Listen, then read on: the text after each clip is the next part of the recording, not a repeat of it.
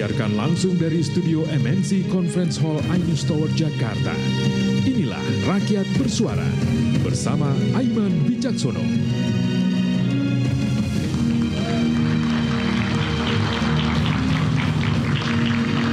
Pemerintahan baru berjalan 6 bulan namun dihantam luar dalam. Ada PHK massal yang sering kita dengar di berbagai media, unjuk rasa hingga tekanan ekonomi global. Kebijakan tarif impor Amerika Serikat 32% khusus untuk Indonesia membuat rupiah sempat ambruk Rp17.000. Pertanyaannya, kini Indonesia harus apa? Dan akankah kita baik-baik ke depan? Saya Aiman Wicaksono. Inilah Rakyat Bersuara. Saya akan undang langsung ke panggung Rakyat Bersuara Mardiansyah Semar, Bung Semar, Ketua Rampai Nusantara. Bung Semar, apa kabar? Baik. Mohon maaf lahir batin. Kemudian ada Bung Ferdinand Hutahayan, politisi PDI Perjuangan. Apa kabar Bung? Lama tidak ketemu di TV. Ya, biasa mencari ilmu. Oke. Kemudian ada Bung Andi Azwan, Wakil Ketua Umum Prabowo Mania 08 dan juga politisi Partai Perindo.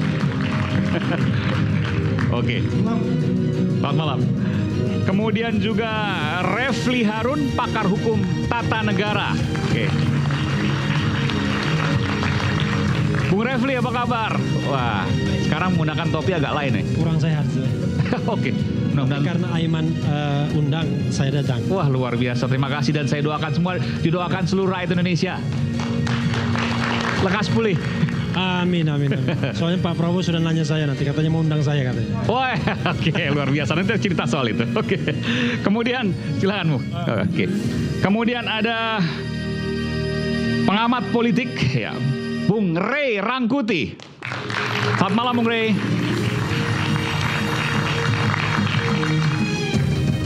Ya, silakan Bung Ray. Yep.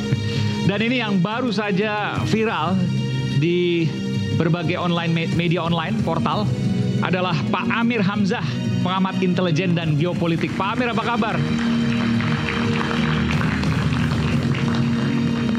Ini kalau dibilang pengamat intelijen cocok ya Pak? Nggak kelihatan soalnya. Silakan Pak Amir. Siap. Nanti kita akan bicara soal apa yang Anda sampaikan ya di berbagai online media online, portal. Namun saya ingin langsung ke Bung Ferdinand Hutahayan. Bung Ferdinand, di mata Anda seorang politisi PDI Perjuangan, apa yang terjadi dengan Indonesia saat ini? Ya, terima kasih Mas Aiman, terima kasih. Kemarin, bentar, sebelum saya tanya itu, kemarin ada pertemuan petinggi Gerindra ke Teguh Umar tampaknya ya. Apakah Pak Prabowo ikut? Mohon maaf, kita tidak bisa menyampaikan apapun terkait. Tapi ada mobil Maung Putih soalnya tuh. Sekali ada pertemuan, tetapi tentang apa dan siapa kita dilarang untuk menyampaikan saat. Oh, dilarang, oke. Nanti kan akan ada waktunya. Bebas. Nanti akan ada waktunya disampaikan secara resmi. Oke, tapi intinya baik. Bahwa betul ada petinggi, betul ada pertemuan. Betul ada pertemuan. Oke, dan sikap PDI Perjuangan tetap kritis, tidak berubah. PDI Perjuangan sikapnya sampai saat ini akan selalu bersama dengan rakyat. Oke, kan semua partai juga begitu pasti. Ya.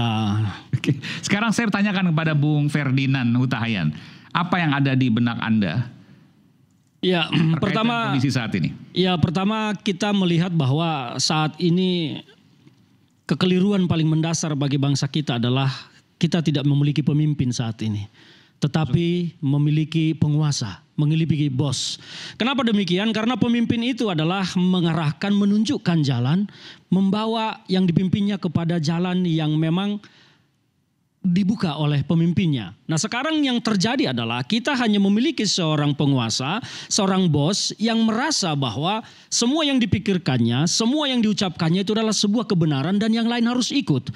Maka ketika dari awal-awal pemerintahan pasar merespon kabinet dari pemerintahan Pak Prabowo ini dengan sentimen negatif, Pak Prabowo kan malah menanggapinya dengan, ya menurut saya dengan kata yang tidak patut. Ya, saya tidak ingin mengucapkannya tapi semua sudah mendengar. Nah, persoalan kemudian semakin timbul karena apa? Pejabat-pejabat di kabinet pemerintahan Pak Prabowo ini banyak yang sedang belajar menjadi pejabat.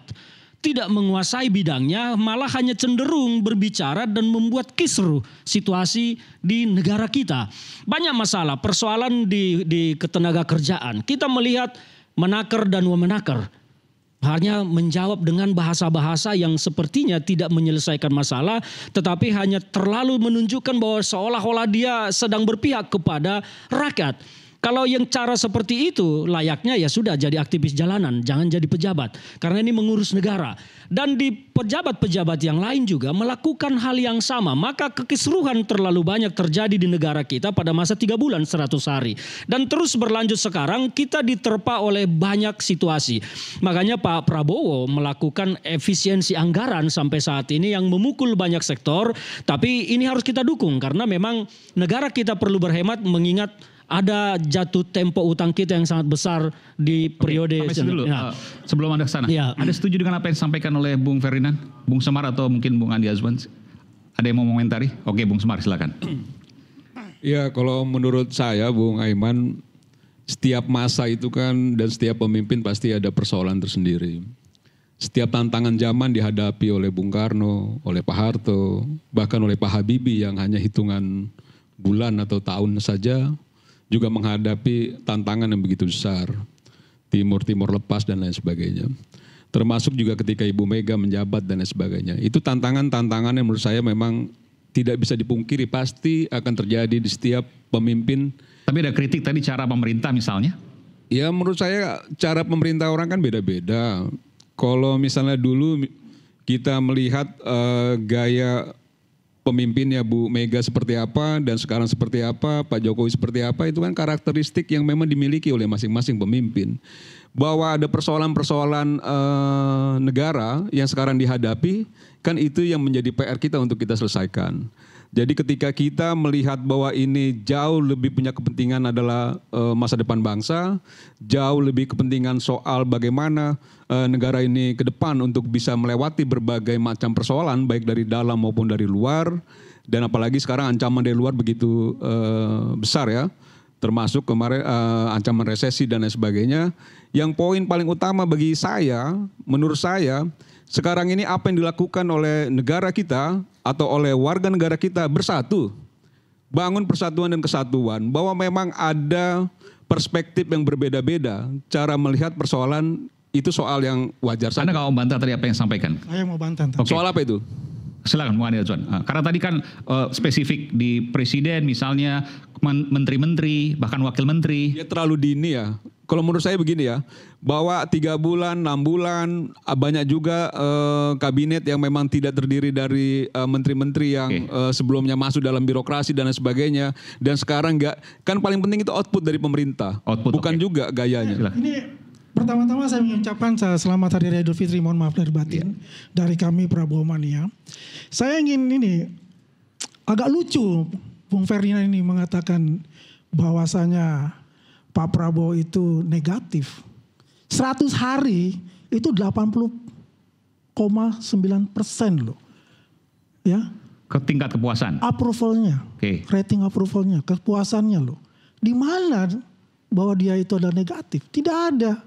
Mesti belajar lagi lah Bung Ferdinand. Tunggu sebentar. Saya masih lagi. Oke, silakan. Ya. Kedua, mengenai wamenaker dan nakar. Mereka sudah bekerja loh. Ya. Coba. Belum ada sejarah di Republik ini ya bahwa ojol itu mendapatkan bantuan hari raya. Baru kali ini Presiden Prabowo memberikan itu. Artinya apa? Negara hadir di sana. Ya, bagaimana memperhatikan rakyat kecil. Jangan salah bahwa Pak Prabowo ini kan populis. Selalu memikirkan bagaimana isi perut masyarakat, isi kantong masyarakat, dan isi otak masyarakat. Siang malam dia bekerja, dan menteri-menterinya pun bekerja. Coba ingat, untuk Kementerian Pertanian kita lihat. Ketika Bulog diselesaikan, sekarang apa? 2000% peningkatan dari hasil panen.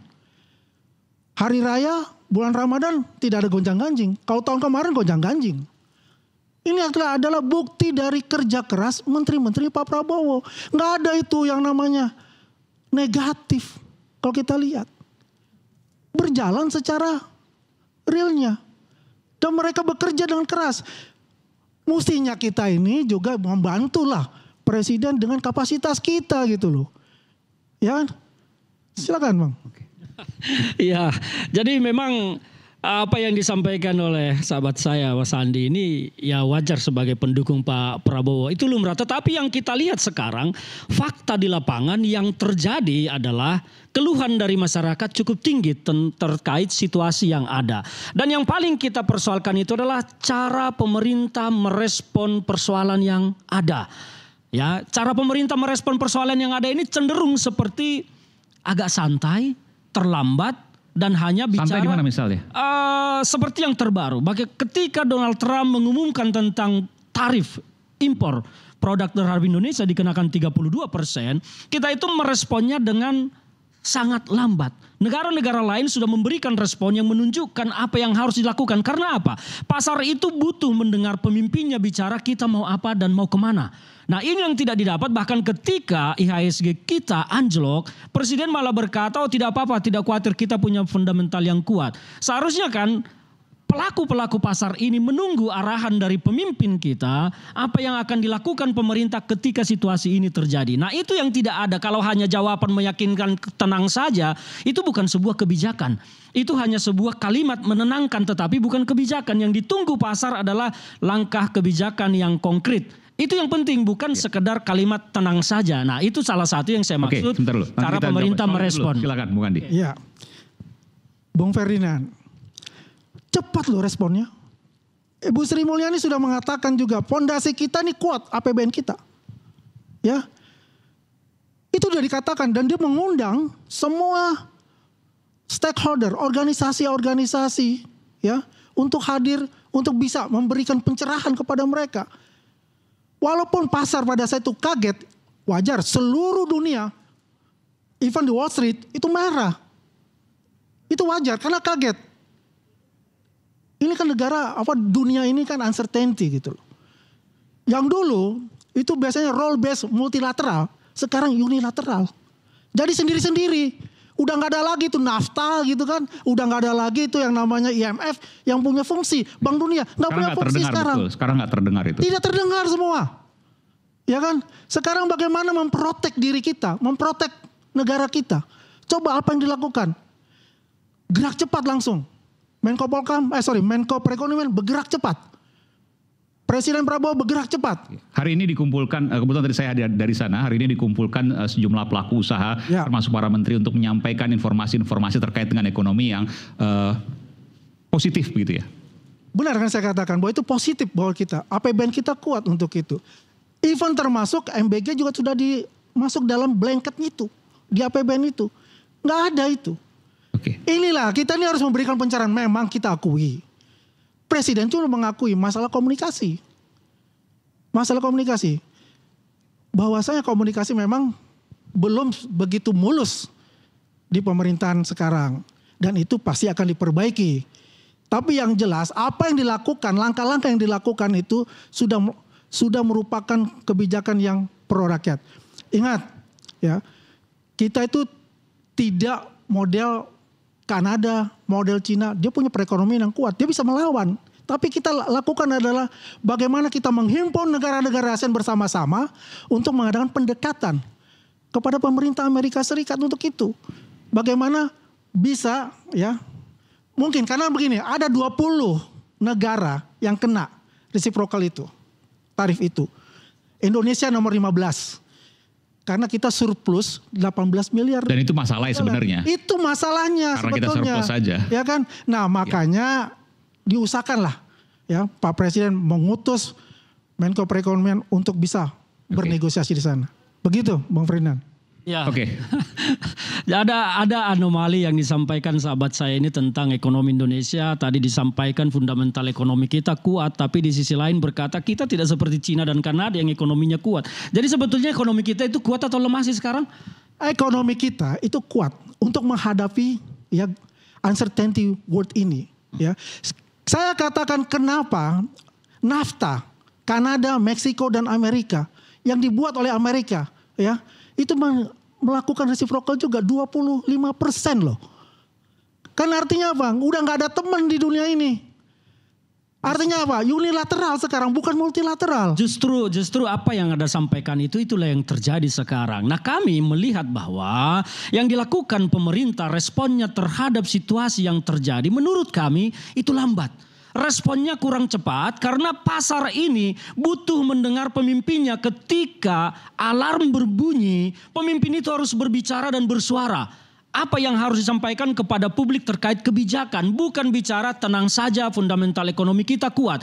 Tetapi harus langkah konkret kita akan melakukan ini antisipasi. Kita sudah paham antisipasinya ini. Itu yang mau kita dengar dari pemerintah. Dan kita tidak mendengar itu bro. Come on, itu sudah dibicarakan. Sudah diinformasikan. Sudah. Kapan dibicarakan? Baru hari ini dikumpulkan. Salah, bulan Maret sudah ada itu. Bulan Maret sudah ada. Sudah bicara ketika diumumkan bahwasanya ada ya oleh kebijakan tarif baru oleh Amerika, Ibu Sri Mulyani sudah lakukan. Kenapa kebijakannya tidak ada ketika memang dari Maret sudah diantisipasi? Bagaimana kebijakan nggak ada? Seperti apa kebijakan? Apa respon pemerintah terhadap situasi yang jelas ada? Itu dia mengkalkulasi ulang ya untuk ekspor kita. Ya, mengkalkulasi ulang. Import kita juga kalkulasi ulang. Makanya ada namanya bulan Maret. Saya sampaikan. Faktanya bulan Maret Indonesia masih berkutat soal Apple TKDN-nya yang mau masuk ke Indonesia. Sekarang begitu kejadian Indonesia menjerit mau menderegulasi soal TKDN termasuk Apple. Jadi kalau Anda bilang sudah diantisipasi itu tidak benar karena faktanya. Soal Apple saja itu Apple yang mau masuk Indonesia. Kalau itu. Sudah dilakukan. Kenapa Anda sekarang tidak ada kebijakan? Anda Google lagi, buka lagi, lihat. Pemerintah sudah melakukan apa yang terbaik untuk karena justru ukuran terbaik versi Anda dengan kami itu berbeda. Versi terbaik Anda itu terlalu rendah bagi kami. Masalahnya itu. Apa yang dilakukan pemerintah sudah tepat untuk kalau itu. tidak bisa mencerna dengan cermat, secangkir kopi hangat yang nikmat akan menemani kita dalam Rakyat Bersuara hari ini. Jangan lupa, dan kami akan segera kembali sesaat lagi di Rakyat Bersuara.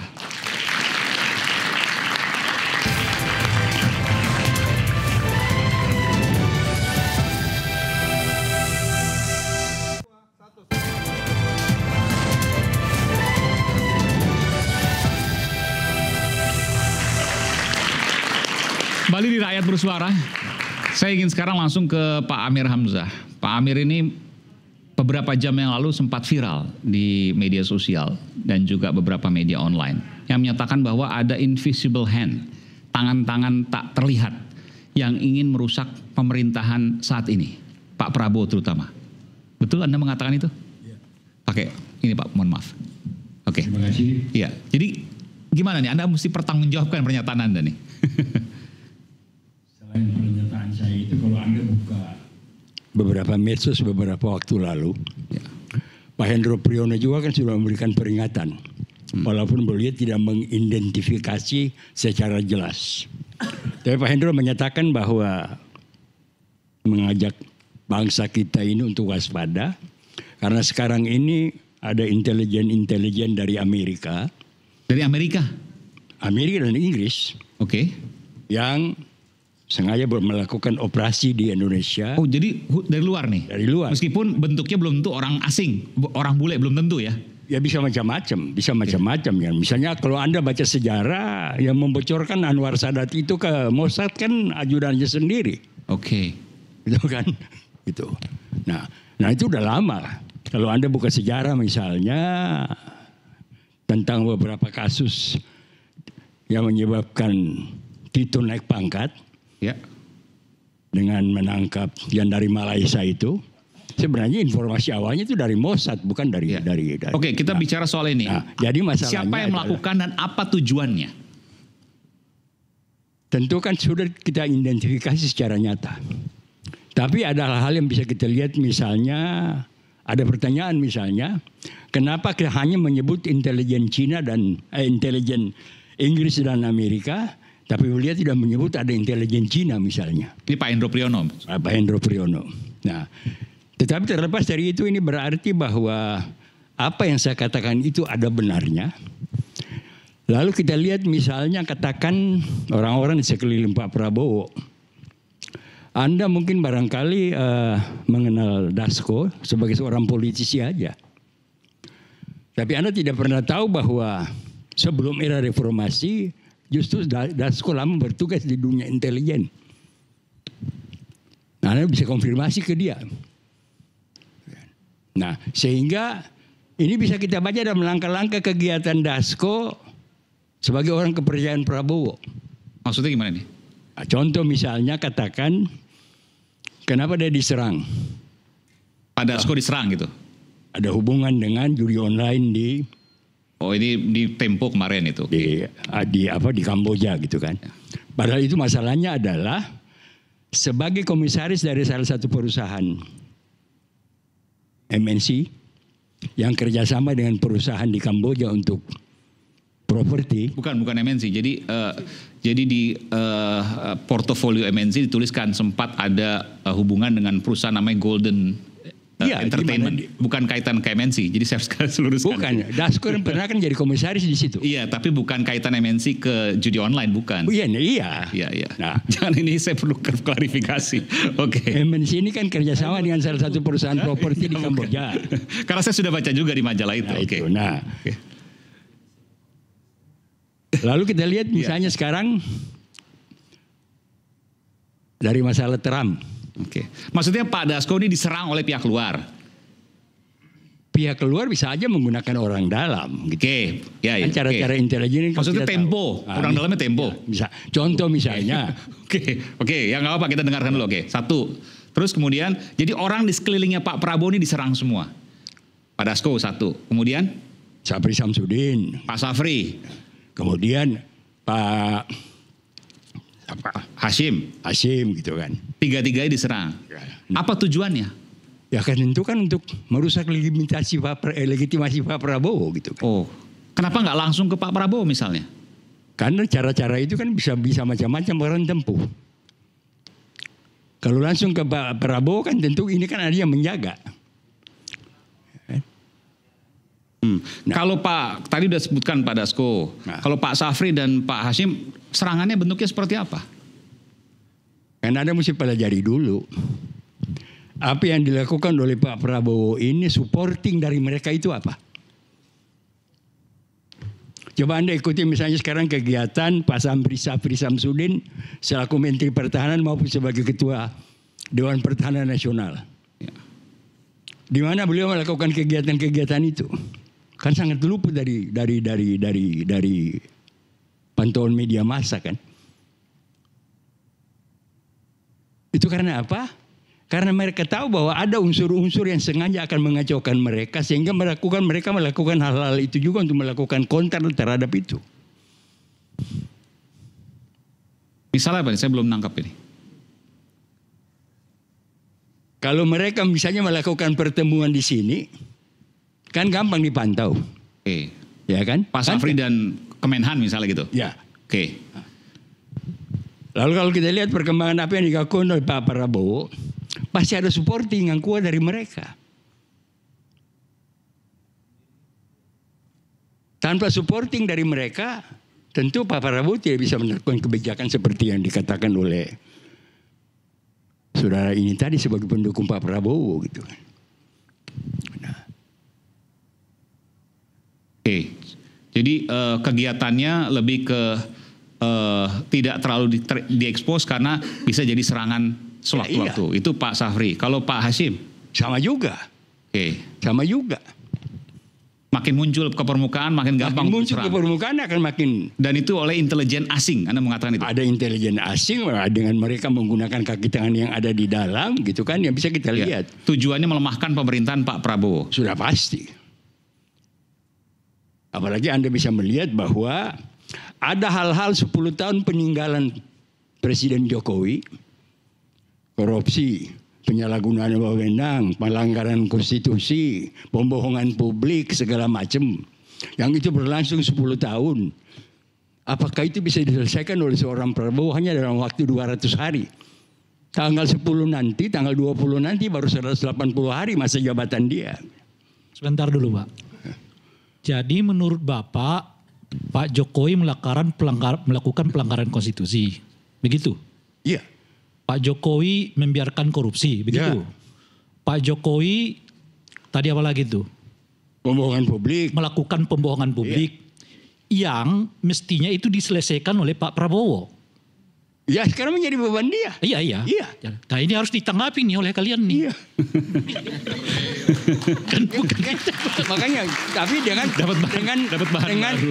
memberikan batasan tadi kan. Kalau Batasannya Pak Jokowi nanti Bung Semar yang jawab nanti.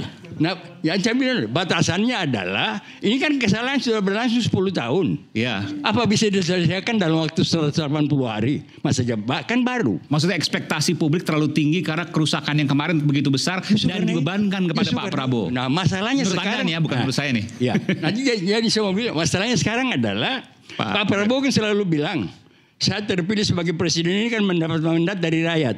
Ya. Ya kan? Nah, mandat dari rakyat itu adalah minta hukum Jokowi gitu kan. Maksudnya bisa ini nggak bisa fokusnya kepada masalah intelijen. Ini sudah melebar-lebar dari substansi yang dibicarakan. Ini jarang satu kursi bisa. Aneh juga buat saya ini. Ya kan? Karena begini Pak, jadi ini banyak sekali ya hal-hal yang Makanya tadi sepakat dulu mestinya. Kalau gitu Bung Rey sama Bung Refli istirahat dulu ini. Nggak tahu silakan nggak apa-apa. Ini perlu dijelaskan tapi. Ya jadi begini Pak, ya sebetulnya kita ini harus kepakaran Bapak adalah intelijen. Kita dipertanyakan masalah substansinya adalah intelijen itu tadi. Saya setuju untuk itu. Sekarang melebar untuk bicara bahwa itu adalah Jokowi bermasalah. Gara-gara Bang Rey nih. Ya, nah ini lagi dipicu lagi sama Bang Ren ya. Jadi begini Pak, kita ini satu barisan ini, ya. Kita ini satu barisan. Jadi kita bicara ini adalah bicara ya tentang substansi masing-masing. Kita ini adalah pendukung pemerintah Pak, ya. Ya kita ini mensukseskan semua program-program pemerintah Pak. Pak Prabowo harus mengerti. Ya. Jadi ini ada kesinambungan gitu loh. Jadi yang kita bicarakan sekarang ini adalah apa yang Bapak bicarakan dengan kepakaran Bapak. Iya. Ya. Itu Pak maksud saya. Jangan dipancing sama mereka Pak. Bukan dipancing. Memang itu. saya mau mempertegas. Bukan pancing. Dan pernyataan Bapak ini menurut saya menarik juga itu seperti. Dan kalau kita bilang bahwa masyarakat memberikan mandat agar Pak Prabowo menghukum Jokowi bukan sesuatu. Saya coba merespon ya. Saya coba. Nah, terima kasih Bung Rey. Misalnya. Terima kasih Bung Rey atas materi barunya.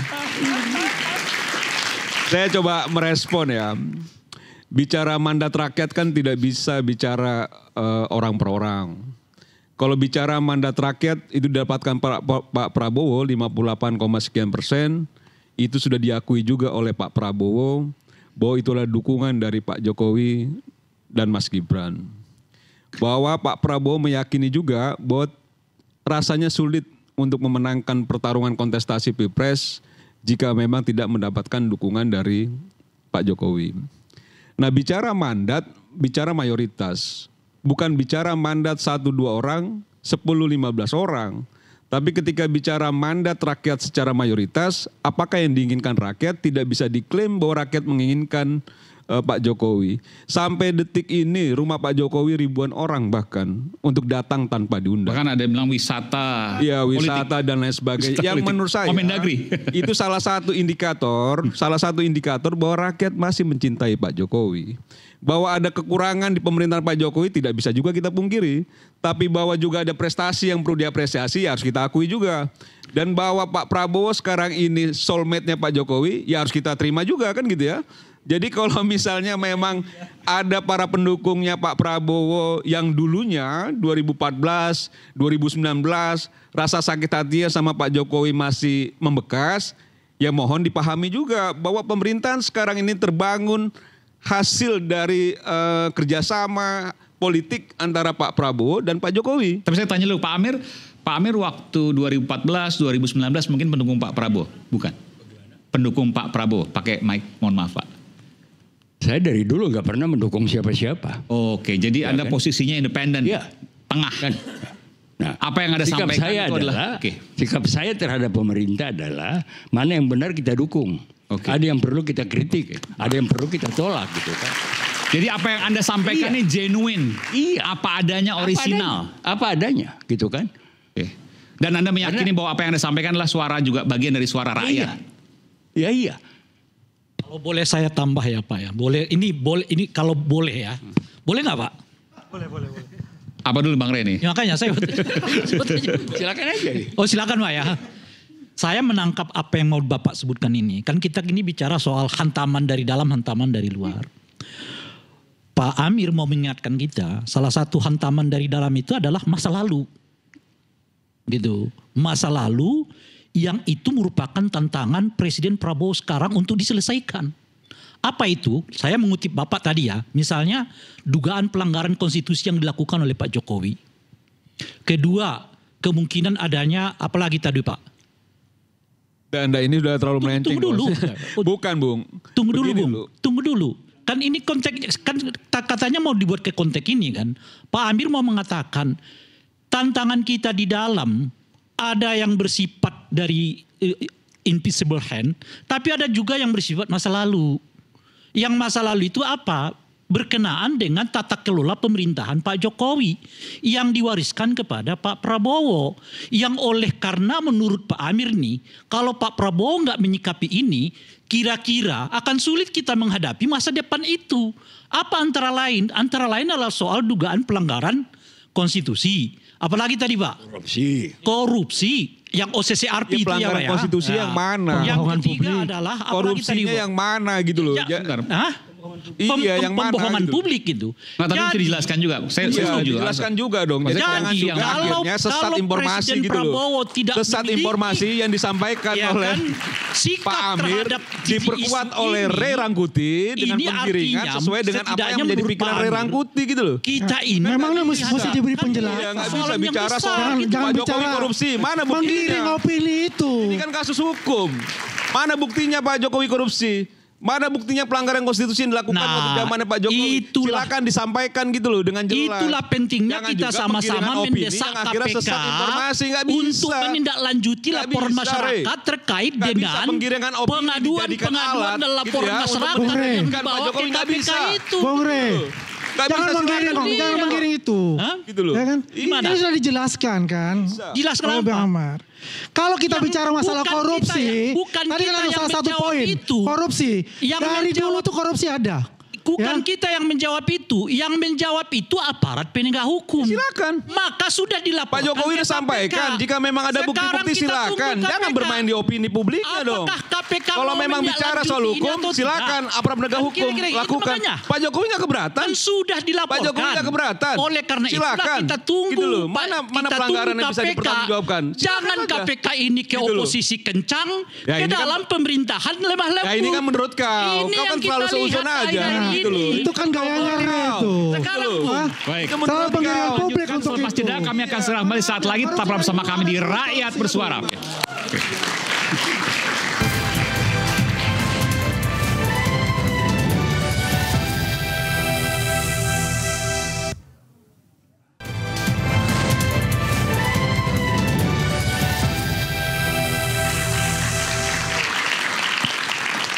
Saya ingin berikan kesempatan pada Bung Ray Rangkuti ya untuk kemudian sampaikan. Karena Anda berapa kali melaporkan katanya. Nanti ada saya tadi disambut juga. Jadi kalau apa oposisi cepat prosesnya di KPK maksudnya. Iya. Tapi kalau Anda melaporkan udah berapa kali? Itu tidak jalan. Yang dilaporkan kalau dari terakhir itu kan yang OCCRP itu kan. Sebelumnya itu kan juga udah pernah dilaporkan tapi oleh saudara Ubedillah kan. Atau karena buktinya belum ketemu mungkin Bang Ray kan Ya bisa aja. itu yang kita nggak tahu kan. Kan setidaknya itu bisa disampaikan oleh KPK bahwa misalnya data-data yang disampaikan oleh para pelapor ini belum cukup dijadikan sebagai alat bukti. Tapi Anda sendiri pas waktu melaporkan juga merasa cukup atau tidak? Wah kita cukup. Ya kalau nggak merasa cukup kan kita nggak yakin kan kita nggak mungkin bawa ke sana juga. Karena sangat potensial itu dijadikan sebagai serangan balik kan. Mencemarkan nama baik lah umumnya yang kayak begitu-begitu kan. Nah saya tidak tahu persisnya juga karena sampai saat ini kan KPK seperti tidak punya mekanisme untuk menjelaskan mana kasus yang menurut mereka, bukan menurut mereka, yang menurut mereka ya tentu menurut mereka layak dilanjutkan dan tidak layak dilanjutkan. Bukan hanya kasus kita saja ya, mungkin juga kasus-kasus yang lain yang mereka tangani yang dilaporkan oleh publik dan sebagainya gitu. Nah kasus ini ya begitu kan sudah kita ketahui gitu. Bahkan respon KPK itu menurut saya agak aneh. Anehnya itu apa? Ketika terjadi kasus OCCRV, Pak Jokowi mengatakan buktikan saja. Nah, lalu disambut oleh KPK, silahkan laporkan. Udah dilaporkan berulang-ulang itu. Tapi masih diminta oleh KPK untuk silahkan dilaporkan gitu. Nah, ketika Hasto tanda kutip berbunyi juga soal apa yang diduga oleh sebagian orang terkait dengan itu, lagi-lagi respon KPK itu mengatakan dilaporkan aja. Gitu. Memang mestinya berapa kali dilaporkan sih baru ditindaklanjuti oleh KPK? Silakan. Ya. Nah, saya punya ide ini sebetulnya. Bukan begini. Ide saya itu. Tadi kayak udah cukup kau kayak. Bagusnya Bung Semar dan Bung Andi yang langsung mendatangi KPK dulu. Jadi kalau menurut saya untuk melaporkan, mungkin tidak melaporkan, Ray Rangkuti mendesak KPK dan kawan-kawan aja. saya Tuntaskan nih yang kasusnya sering berbarengan ini. gitu. Tuntaskan Ini kasusnya. ketika melihat ada terkait kepentingan dengan yang itu. sejalan, dia percaya asing. Tapi kalau kepentingan tidak sejalan, tidak percaya asing. Ini bicara soal kepentingan aja. Dan bicara soal hukum kan kita juga sudah dengar di KPK. Beberapa waktu lalu juga kita dengar mantan penyidik KPK Yudi sampaikan berbagai macam skema, berbagai macam prosedur di KPK. Yang memang KPK firm dia akan lakukan tindak lanjut ketika memang itu ada bukti-bukti yang cukup. Nah kalau misalnya memang itu disampaikan dan belum juga ada bukti, ya jangan juga ngomel-ngomel di luar. Dikuatkan buktinya, kan gitu loh. Kan Jangan ini juga yang kita membangun nggak tahu, Bung Semar. sesat pikir jadinya. Makanya Jadi kita ini yang ini kita seolah-olah tidak bahwa Pak tahu. Jokowi pengen dibangun Apakah stigmanya data-data bahwa dia kita ini yang betul-betul kurang, korupsi. Bahwa atau dia betul-betul KPK melakukan yang tidak mau pelanggaran. menindaklanjuti? Secara hukum kan nggak Kan ada kita nggak juga tahu. buktinya. Makanya Gitu loh, kita nggak ada tadi minta hanya sebaiknya asumsi KPK gitu loh, hanya asumsi. membuat Jadi Bung Ray semacam membangun asumsi di pengumuman mana-mana kepada hanya sekedar publik ingin mendiskreditkan Pak bahwa Jokowi. laporan si Dan A, rasa-rasa saya baru kali ini mantan laporan si presiden B, seperti Jokowi laporan yang si C selalu didiskreditkan. dianggap Mantan presiden yang lain kurang enggak juga. untuk Banyak kurang kasus-kasus bukti yang dijadikan kemarin sebagai itu bukti juga gitu enggak loh, ini Pak. kan gitu loh. Saya Kan di sini banyak juga. Makanya saya Tapi baru kali ini saya mengajak lihat Bung gitu ya Andi bahwa teman-teman dan Bung gitu ya, bahwa Semar teman-teman untuk mengkritisi langsung datang sebenarnya ke KPK. mantan presiden Minta yang KPK lalu-lalu enggak. terbuka. Bagaimana Pak SBY, Apakah bagaimana Ibu laporan Mega, masyarakat bagaimana yang lain. terkait Kenapa dengan itu Pak tidak dipersoalkan Jokowi juga itu ketika mereka tidak lengser. Tapi memenuhi ketika Pak Jokowi bukti sudah atau pensiun masih terus. Oke, baik. yang Baik, tidak poinnya sudah ditambah. Jauh lebih besar kali Ya, kalau sebentar, mau Bung Pak Ray, Jokowi. sebentar, Bung Satu Semar. aja pertanyaan saya, Bung Semar dan Bung Andi kapan mau datang ke KPK? Apa urusannya saya datang ke KPK? Apa urusannya Siapa yang menggugat yang mendalilkan? Apa urusannya Bung Rey? Siapa yang melakukan Tidak ada gugatan urusan buat kita yang untuk datang ke mendalilkan? sana. Kok kita yang harus mendalilkan? Kalau laporan Kalau Anda dia di bisa sana mendalilkan, tidak kau Bung Refli? diikuti, artinya laporan Bentar, Anda di sana Supaya selesai. tidak lengkap. Kalau memang tidak bisa ditindaklanjuti, Nggak bisa mendalilkan katakan. malah minta tolong yang lain. Kalau Bentar, bisa bentar. ditindaklanjuti, Bung Rey, sebentar, Bung Rey. ditindaklanjuti. Gitu Bagaimana? loh. Di sini ada pakar hukum Bung Nah, ini Refli kita Harun. tunggu nih. Oke. Gimana Bung Refli Anda melihat ini? Jadi kembali kepada tema hantam luar hantam dalam atau balik. Ini hantaman dalam, bagian dari hantaman dalam nih. Tapi saya ngasih kerangka dulu ya, kasih. Jadi begini, kalau kita bicara tentang dihantam dari luar, dihantam dari dalam, ya, itu kan bukan sesuatu yang baru. Itu sesuatu yang terjadi selama negeri ini merdeka sampai saat ini. Di dalam negeri selalu ada pengkhianat. Nanti saya definisikan siapa pengkhianat itu kan. Yang kedua, selalu ada pihak asing yang berkepentingan untuk mengeksploitasi sumber daya alam Indonesia, ingin menguasai dan lain sebagainya. Anda setuju dong dengan Pak Amir Hamzah tadi? Nah, kan saya mengatakan sesuatu yang bukan aneh lagi. Oke. Masalahnya siapa pelakunya. Iya. Makanya beliau tadi dengan menurut Gamblang. baik gamblang mengatakan kok Amerika dan Inggris saja yang di state. Padahal ya China pasti main dong, nggak mungkin nggak main ya kan? Apa karena China masih friend gitu, ya kan dengan intelijen lokalnya. Nah, saya pernah ngobrol langsung dengan Pak Prabowo suatu masa ya, dia mengatakan ada. Juga pernah diajak dialog dong. Nah, dulu lah ya, itu pun karena diundang ya. Jadi ada dokumen rahasia dari Rusia yang mengatakan Indonesia itu akan jadi battlefield. Ya. Jadi memang medan perang tapi perang asimetris ya, bukan perang yang konvensional, fisik. Senjata bukan. Antara dua kekuatan besar, Cina dan Amerika Serikat. Tapi nanti katanya Amerika akan tinggalkan Indonesia dan membiarkan Indonesia ya mungkin dikuasai Cina atau tetap menjadi negara yang bergantung atau tergantung. sekarang pertanyaannya adalah hal seperti itu bukan belum terjadi, kan sudah terjadi. Kalau kita bicara tentang misalnya infiltrasi Cina ke Indonesia, itu kan tidak hanya soal informasi, kemudian infiltrasi yang tidak terlihat, manusianya pun masuk. Di Sulawesi itu coba lihat saja di Morowali dan lain sebagainya. Nah yang anehnya adalah yang begini kok nggak diadres, nggak dibahas oleh elit-elit politik kita. Maka saya mengatakan ya, dihantam dari luar kepentingannya. Kalau dulu kan ada yang namanya kepentingan kekuasaan dan kepentingan ekonomi. Ada kepentingan agama, tapi mungkin kita katakan kepentingan agama tidak ada lagi, barangkali kecil lah. Nah yang paling besar adalah kepentingan ekonomi dan kekuasaan teritorial politik ya. Nah Cina melakukan itu, sudah melakukan itu. Bagaimana coba kita lihat yang namanya tambang-tambang di Indonesia. Kemarin waktu dihadirkan ke DPR, itu berbahasa Indonesia aja nggak bisa itu. Presiden-presiden direktur dari perusahaan-perusahaan Indonesia yang ada di sini, kemudian di-root-nya dari China semua. Saya bilang China ya, bukan Tionghoa Indonesia ya. China sebuah negeri ya. Kemudian manusianya kita lihat berapa banyak, berapa juta barangkali yang sudah deploy di sini. Nah itu kan yang menjadi keprihatinan kita. Makanya saya khawatirkan dengan undang-undang TNI. Kok undang-undang TNI kok nggak ngedres ke sana? Seolah-olah undang-undang TNI justru mau address ke dalam negerinya. Bagaimana kemudian ada kekuasaan cyber yang dilebarkan untuk TNI. Selama ini kan itu dinikmati oleh polisi.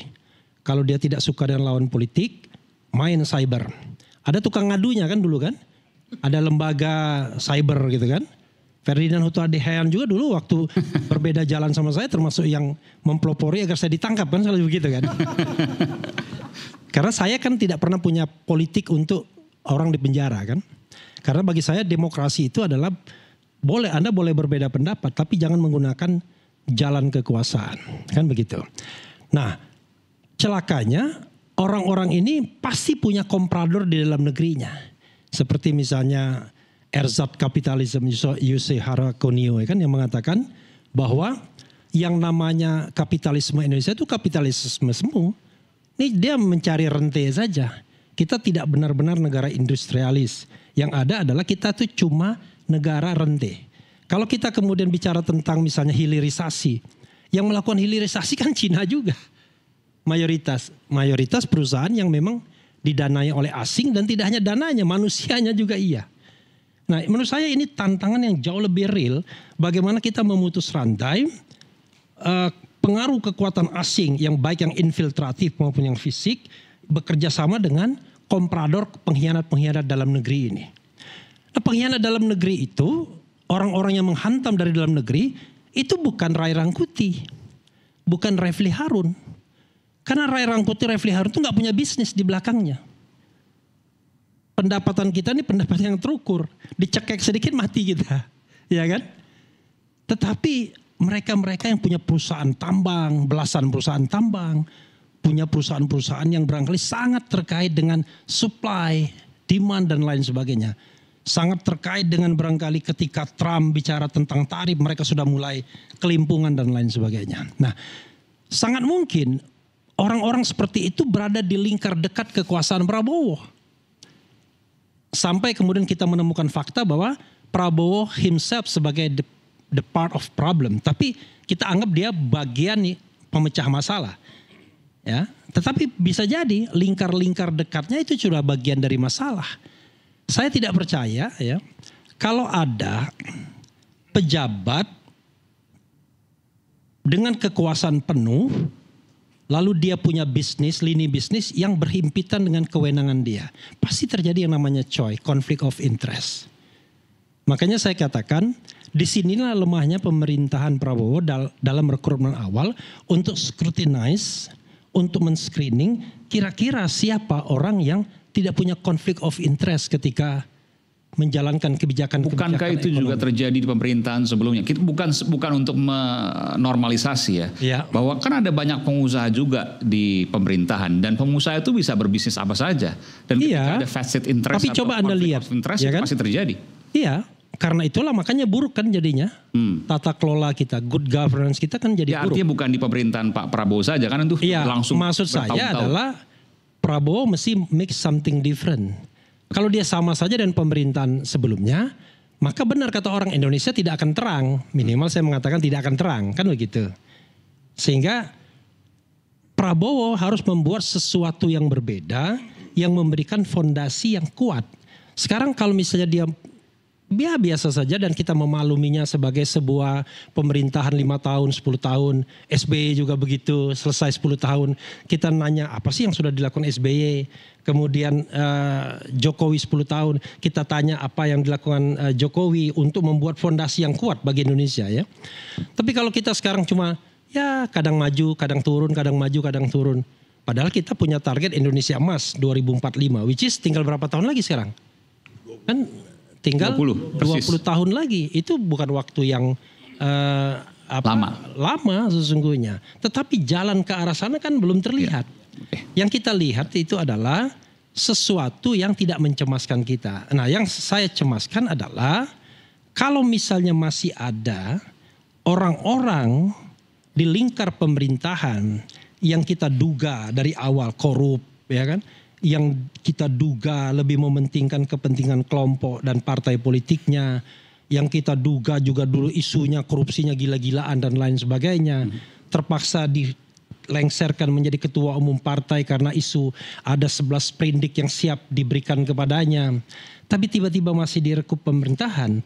Nah itulah yang kemudian membuat saya merasa kok begini pemerintahan Prabowo. Tapi untuk menilai pemerintahan Prabowo sampai 5 tahun ke depan, apakah berhasil atau tidak, kita akan belum mempunyai alat karena ini baru 6 bulan. Tetapi kalau yang kita nilai adalah the way dia merekrut orang-orang dalam pemerintahan, saya sungguh tidak puas sampai hari ini. Termasuk juga the way dia menyelesaikan kasus-kasus yang harusnya bisa diselesaikan dengan cara mudah. Misalnya? HAM misalnya, KM 50, itu mudah sekali. Very easy.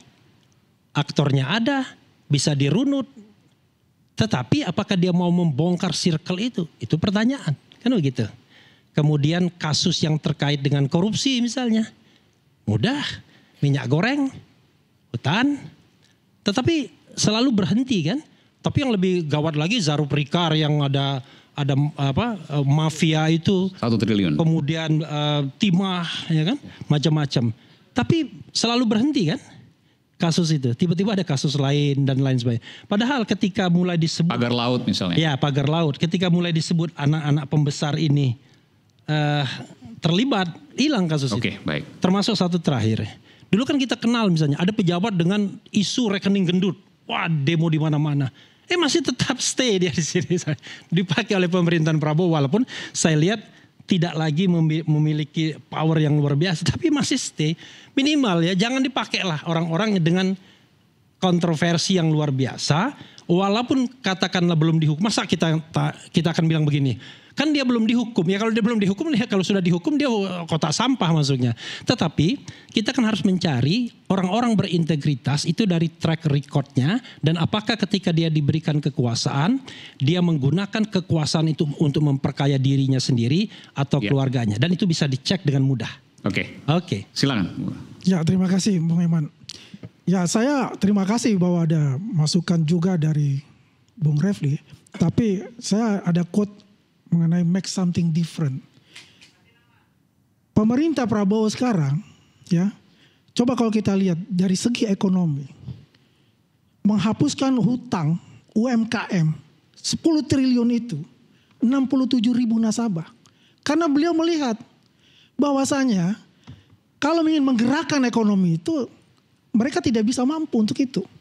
Maka dihapuskan untuk itu. Belum ada presiden-presiden terdahulu yang melakukan itu. Kedua, untuk masalah tarif ini ya yang dilakukan oleh Trump, harus ada penguatan segi ekonomi di desa. Maka program 70.000 sampai 80.000 koperasi desa. Bayangkan kalau 70.000 1 miliar per tahun itu bergerak, berarti ada 70 triliun. Itu bisa menyerap 100 tenaga kerja sampai 300 tenaga kerja. Artinya PHK yang dikatakan itu yang menjadi hantu ya, itu bisa terkendali karena 20 juta sampai 30 juta lapangan pekerjaan baru di desa-desa. Bukan kita bicara di kota. Karena begini, yang ini ada mahasiswa juga di sini. Kalau kalian nanti selesai, terjunlah ke desa. Jangan di kota. Kalau mengatakan bahwasanya tidak ada pekerjaan, banyak pekerjaan itu di desa. Jadilah sarjana untuk memajukan negara Indonesia. Kalau Pak Andi kapan ke desa? Kenapa? Kalau Pak Andi kapan kira-kira ke desa? Loh, kita siap, ditugaskan kita juga siap untuk itu. Jiwa kita nasionalis untuk itu. Menunggu ditugaskan. Ya. Tapi ini ingat. Komisaris koperasi. Coba ingat, koperasi ya di dunia ini ada 300 koperasi, itu 2.000 miliar dolar. 30.000 triliun asetnya. Bayangkan. Lebih dari Danantara tuh. Lebih. Iya. Kita tuh koperasi kita 150 triliun yang bergulir. 150 triliun. Oke. Untuk agriculture di Prancis, grup pertanian di sana 117 miliar US dollar.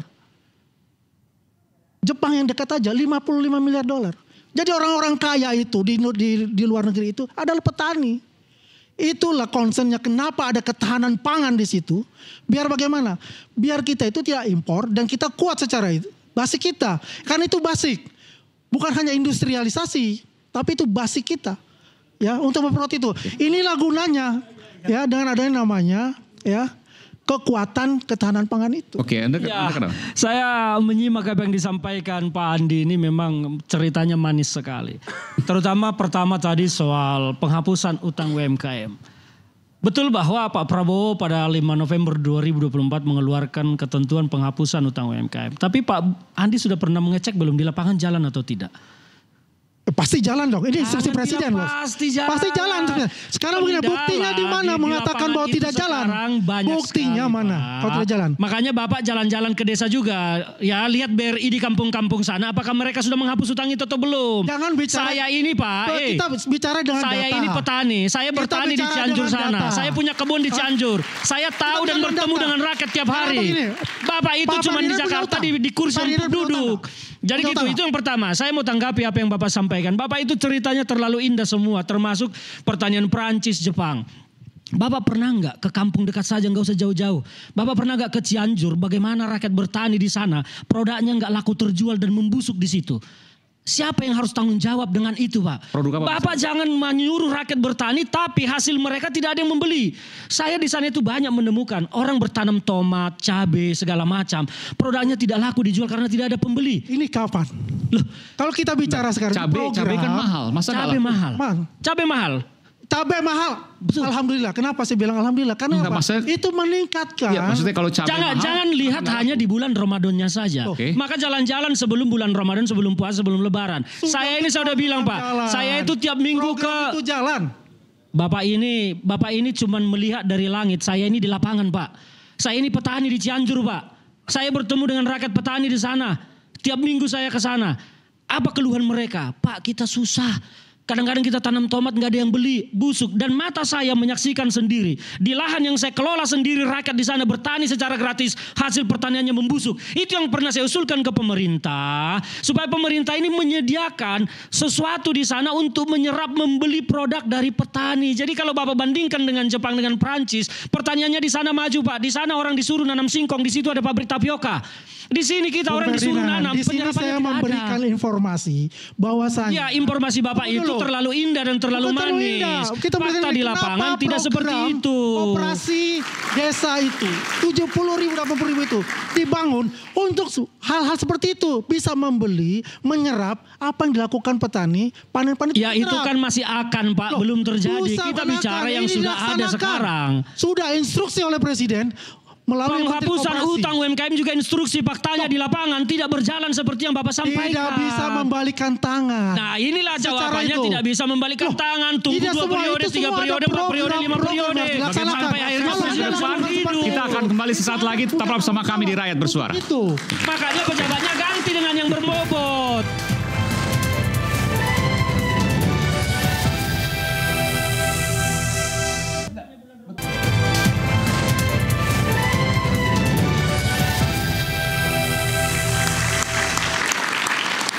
Kembali di Rakyat Bersuara, saya ke Pak Amir Hamzah dulu. Pak Amir, tadi kan Anda melemparkan, kalau menurut saya itu tudingan ya.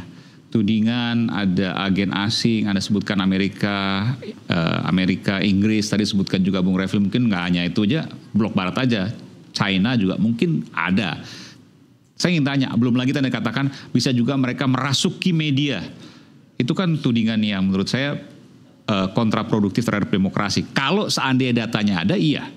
Tapi kalau seandainya datanya tidak bisa ditanggungjawabkan kan tentu ini bisa jadi liar. Anda punya alibi, Anda punya data sehingga Anda mengatakan hal tersebut, Pak Amir, silakan. Data tentang apa? Yang tadi Anda sampaikan bahwa ada tangan-tangan yang tak terlihat yang ingin merusak pemerintahan ini dan mereka melakukan lewat berbagai cara termasuk juga lewat media. Anda sempat mengatakan seperti itu kan? Bagaimana? Bahwa ada tangan-tangan yang tak terlihat, invisible hand, lewat intelijen asing tadi yang kemudian ingin merusak pemerintahan ini, dan salah satunya adalah lewat media, betul? Ya memang. Cuma itu kan sesuatu yang untouchable, sesuatu yang invisible. Kalau media yang tidak terdaftar di Dewan Pers entah berantah mungkin saja, tapi kalau media terdaftar, media besar, tadi disebutkan misalnya Tempo, apa mungkin? Kan hal yang menurut saya itu kontraproduktif atau bahkan menyerang demokrasi. Media itu kan dikelola oleh manusia gitu kan. Nggak, datanya dari mana itu Pak? Kenapa? Datanya dari mana? Ya tentu kan sumber data saya nggak bisa saya umumkan dong. Tuh kan. Jadi bentuknya seperti apa? Oh banyak. Tapi kalau misalnya Anda ketemu sama pribadi sama saya, apalagi kalau Anda bisa bahasa Cina, bisa baca dokumen Cina. Anda pernah baca itu? Ada, bukan pernah baca, punya saya. Tapi itu kan Anda harus menghubungi saya secara tertutup. Artinya Anda bisa bahasa China segala macam itu? Saya tidak bisa berbahasa Cina, tapi ada tim saya yang bisa berbahasa Cina. Oh tim, oke. Apalagi itu kan nanti diikuti dengan terjemahan dan lain-lain sebagainya. Oke. Dan itu isinya adalah? Ya yang seperti yang saya bilang tadi.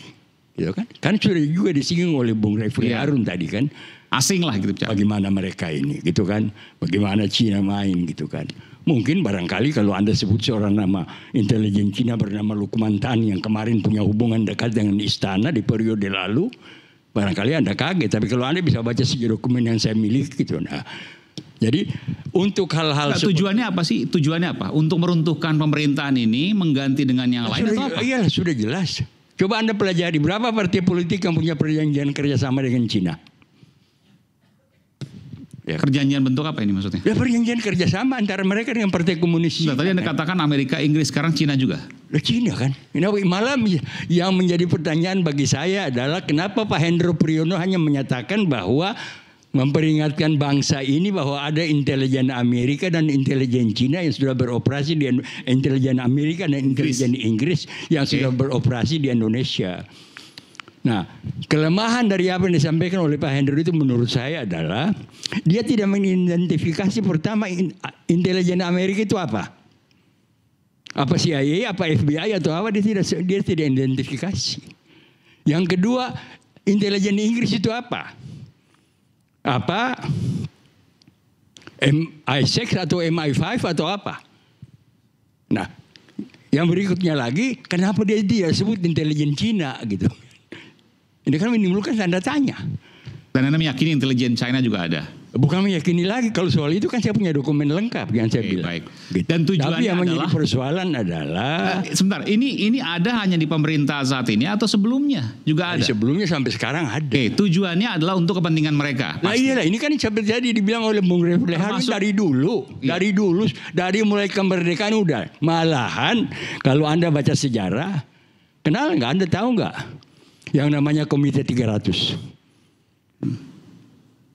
Anda pernah dengar yang namanya Committee of 300, Committee of 300. Silakan. Yang menguasai seluruh perbankan dunia. Yang sekarang justru yang memerintahkan Trump untuk melakukan kebijakan ini gitu kan. Anda tahu nggak Illuminasi? Anda tahu nggak Freemasonry? Ya, itu ada banyak di buku-buku teori konspirasi. Tapi sebegini, saya ingin tanya dulu. Artinya ini kan bukan hal yang baru. Ini memang bukan hal yang baru. Kalau Anda tahu baca itu bahwa mereka sudah beroperasi di Indonesia sejak awal abad ke-18. Oke, sekarang tapi begitu ofensif yang Anda katakan menyerang orang-orang di sekeliling Pak Prabowo, orang-orang dekat. Yang saya maksudkan itu adalah karena sekarang kan Prabowo pimpinan pemerintahan. Ya. Ya, dulu di era Bung Karno juga begitu. Di era Pak Harto juga begitu. Coba baca turunnya Pak Harto apa? Bukan karena demo mahasiswa kita yang di DPR gitu kan. Tapi karena ditelepon oleh Condoleezza dari Amerika Serikat supaya minta mundur kan. Jadi kalau Anda bicara itu harus pelajari dulu sejarah. Oke. Ada komentar soal ini? Silakan. Iya, terima kasih. Saya saya pikir apa yang disampaikan Pak Amir ini ya mungkin bukan sesuatu yang baru ya, dan tidak masuk kategori soal intelijen, tapi udah informasi umum lah.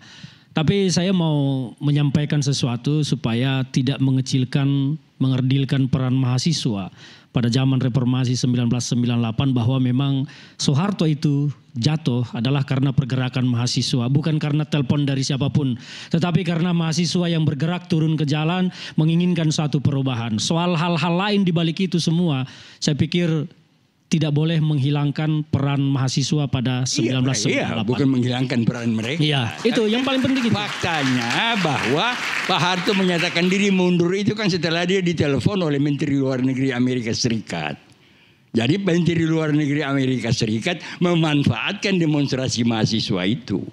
Saya tidak pernah mendengar cerita itu ya mungkin ada di balik-balik layar, tapi saya pikir itu hanya sebuah cerita saja yang tidak bisa dibuktikan oleh siapapun, karena tidak mungkin pada saat itu hanya karena telepon seorang menlu Amerika Soeharto harus turun itu dan udah menjadi rahasia umum. Tapi menurut Anda Pak Amir, kondisi ini ke depan akan semakin baik untuk Indonesia atau sebaliknya? Saya kira kalau ada satu jalan, ini kan semua masalahnya terletak pada masalah bahwa rencana manis, bagus semua, tapi kan kita minus likuiditas. Uang gitu kan. Cadangan devisa nasional kita hanya surat. Cash nggak ada. Nah, hanya ada satu jalan yang bisa ditempuh oleh emas terbesar 6 di dunia. Punya cadangan emas terbesar ke-6 di dunia. Tapi ada beberapa masalah kendala misalnya. Kita nggak bisa mencetak uang selama kita masih bergantung kepada IMF dan Bank Dunia. Karena kita sedang kena sanksi beberapa tahun lalu, kalau nggak salah pada tahun 2022 kan Bank Indonesia Bank Sentral kan membayar utang pemerintah, sesuatu yang dilarang oleh Bank Dunia dan IMF. Nah, jadi yang bisa ditempuh secara untuk kebaikan kita ke depan ini adalah Pak Prabowo mulai mengambil kebijakan untuk mengoreksi kebijakan moneter yang selama ini dilaksanakan oleh Bank Indonesia. Yang kedua, mulai merenggangkan hubungan dengan IMF dan Bank Dunia. Oke, itu solusi dari Anda. Oke, baik. Saya ke Bung Rey. Bung Rey, kalau kita bicara ke depan, apa yang menurut Anda akan terjadi dan apa yang harus diperbaiki? Itu hal yang penting. Ya saya nggak tahu lah. Anda nyari-nyari soal tadi nggak ketemu. Jangan begitulah. Soal Pak Jokowi nggak ketemu, makanya Anda nggak komentar. Ya makanya kan saya nggak mau bicara soal yang invisible hand kan. Okay. Susah kita verifikasi soalnya. Anda nggak percaya itu? Bukan soal percaya, susah kita verifikasi. Yang susah itu kan ya apa namanya, kita lebih baik bicara yang nyata-nyata. Makanya saya tertarik tadi yang disebutkan oleh Pak Amir tadi. Ini beban masa lalu kata Pak Amir. Nah saya tertarik. Makanya saya langsung sanggupi. Apa beban itu Pak Amir? Soal dugaan korupsi, soal pelanggaran konstitusi, soal kebohongan publik. Yang menurut Pak Amir, kalau nggak diselesaikan ini terlebih dahulu, jangan kita dulu berbicara soal masa depan. Nah persoalan kita adalah, Pak Prabowo ini kelanjutan masa lalu itu. Kan beliau menyebut sendiri bahwa beliau adalah kelanjutan kan. Berarti kayaknya nggak akan ada yang mau melakukan koreksi terhadap itu Pak Amir. Nah kalau tidak ada yang mau melakukan koreksi soal dugaan adanya korupsi pada masa lalu. Tapi ada yang dilakukan juga. Apa misalnya? Bayar utang. Oh ya, kan saya kan ngambil 3 nggak bayar hutang itu tadi Pak Amir. Saya yang 3 ini. Tapi kalau bisa bayar utang aja kan udah bagus. Jadi beban kita kan berkurang kan. Kalau yang 3 ini, yang lain juga banyak Pak yang dikerjakan Pak Prabowo sebagai kelanjutan itu. Kan menggandeng Sri Mulyani sebagai Menteri Keuangan. Yang dalam sejarahnya nggak pernah membuat kita ke angka 8%. Cuma 5% kemampuan dia gitu kan. Dan banyak sekali. Nah cuma yang 3 yang disebutkan tadi oleh Pak Amir, menurut saya akan sulit dilanjutkan oleh Pak Prabowo. Karena seperti kita ketahui Pak Prabowo itu rajinnya itu justru bertemu dengan Pak Jokowi gitu loh. Kecuali kemarin kita dengar ada pertemuan, entah benar atau tidak gitu ya. Dan pertemuan antara Pak Prabowo dengan Ibu Mega, benar atau tidak saya nggak tahu. Tapi kalau itu benar, Pak Prabowo datang ke rumahnya Ibu Mega, bagi saya itu menjelaskan memang ada kondisi yang lumayan berat sekarang dihadapi oleh Pak Prabowo. Sehingga sebagai presiden beliau mendatangi seorang tokoh partai politik yang oposisi. Di mana di luar itu semua ketua umum partai politik berbondong-bondong datang ke beliau. Kan hanya Ibu Mega yang didatangi oleh Pak Prabowo. Yang lain tuh ya datang ke dia gitu loh. Apa arti semua ini? Tentu ini hal yang luar biasa. Seberapa luar biasanya kita akan bahas saat lagi. Tetaplah bersama kami di Rakyat Bosra.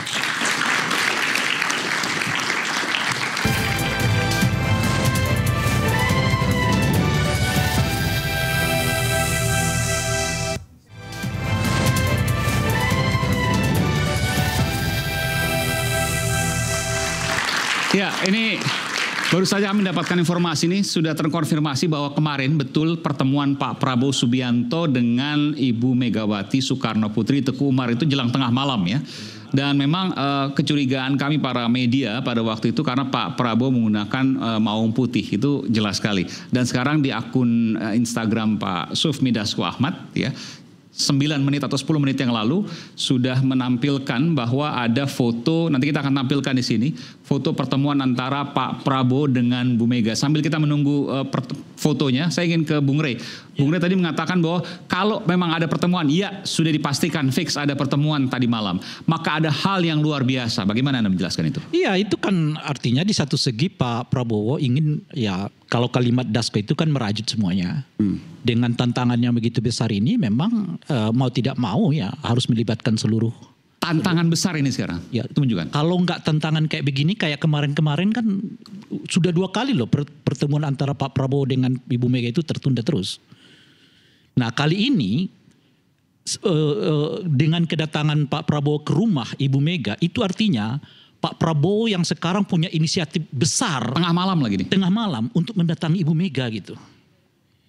Itu aja udah bisa kita lihat tuh. Pertama dilakukan secara diam-diam. Kedua Pak Prabowo yang datang ke rumah Ibu Mega. Dan yang ketiga adalah dengan ini kita menunjukkan bahwa Pak Prabowo sebetulnya yang berkeinginan kuat besar untuk bertemu dengan Ibu Mega itu gitu. Sehingga didatangi. Oke. Gitu. Kan kalau tidak ada keinginan yang cukup kuat itu ya biarkan aja. Yeah. Setidaknya di pertemuan yang seperti Pak Jokowi ketemu dengan Pak Prabowo di awal-awal kan. Kebetulan ada politisi PD Perjuangan di sini. Tadi nggak boleh ngomong, tapi sekarang sudah terbuka karena udah ada di Instagram. Jadi betul ya Bung Ferdinand ya? Ya memang tadi malam betul ada pertemuan antara Pak Presiden dengan Ibu Mega di Teguh Umar. Tetapi terkait pokok materi pembicaraan beliau berdua memang ya kita tunggu rilis resminya. Jadi kalau di foto kan hanya berdua. Jadi sebelumnya bertemu dulu rame-rame tapi kemudian berbicara 4 mata begitu ya? Ya kira-kira seperti itu. Tidak ada yang tahu isi pembicaraannya? Sampai hari ini kami semua tidak mendapat informasi, nanti akan dirilis mungkin secara resmi oleh Dewan Pimpinan Pusat, tetapi kami sampai saat ini memang tidak belum memiliki informasi tentang materi. Tapi di internal sudah tahu bahwa kemarin ada Pak Prabowo. Kalau kemarin semua internal kita mengetahui bahwa ada pertemuan itu pada saat malam Pak Prabowo setelah dari istana mengunjungi Ibu Mega, jadi memang sudah dijadwalkan sebelumnya. Ya kita berharap semua produktif. Ini visualnya. Ya betul bahwa ini adalah foto pertemuan tadi malam. Tadi malam ya. Antara Bu Mega dengan Pak Prabowo. Jadi kita harap bahwa pertemuan ini produktif dan apa yang disampaikan oleh Bung Rey tentu ya terkonfirmasi. Ini pertama kali setelah pemilu setelah Pilpres betul sekali. Setahun lebih. Ya setahun lebih lah. Karena beberapa kali pertemuan ini kan tertunda dan akhirnya tadi malam pertemuan ini pun terjadi di sela-sela kondisi bangsa kita yang membutuhkan semua persatuan dan kekuatan. Karena Pak Prabowo tidak mungkin mengabaikan PDI Perjuangan. PDI Perjuangan itu punya sejarah kuat. Kalau sedang menjadi oposisi, PDI Perjuangan itu sangat kokoh, sangat kuat. Jadi Pak Prabowo tentu akan berhitung dengan kekuatan PDI Perjuangan. Maka Pak Prabowo berharap bahwa PDI Perjuangan dan Ibu Megawati Soekarno Putri mensupport pemerintahannya untuk menghadapi badai yang memang sedang kita hadapi saat ini. Seperti itu. Ya, tadi seperti yang Bu Rey sampaikan, ada pesan. Apa ya? Badai yang dihadapi saat ini memang berarti betul-betul. Oke, silakan. Betul-betul hal yang memang luar biasa. Tunjuk soalnya. Jadi begini ya, pertemuan seperti ini tidak bisa kita lihat sebagai wah ini ada dua tokoh besar merajut persatuan dan lain sebagainya. No freelance, tidak ada makan siang yang gratis. Pasti ada take and give-nya. Ketika mereka mau bertemu, maka berarti ada dua kesiapan. Kesiapan Ibu Mega dan kesiapan Prabowo. Yeah. Dan itu pasti adalah pembicaraan yang barangkali sifatnya overing dan lain sebagainya. Kita tahu bahwa dalam pemerintahan sekarang ini hanya dua partai yang tidak diakomodasi.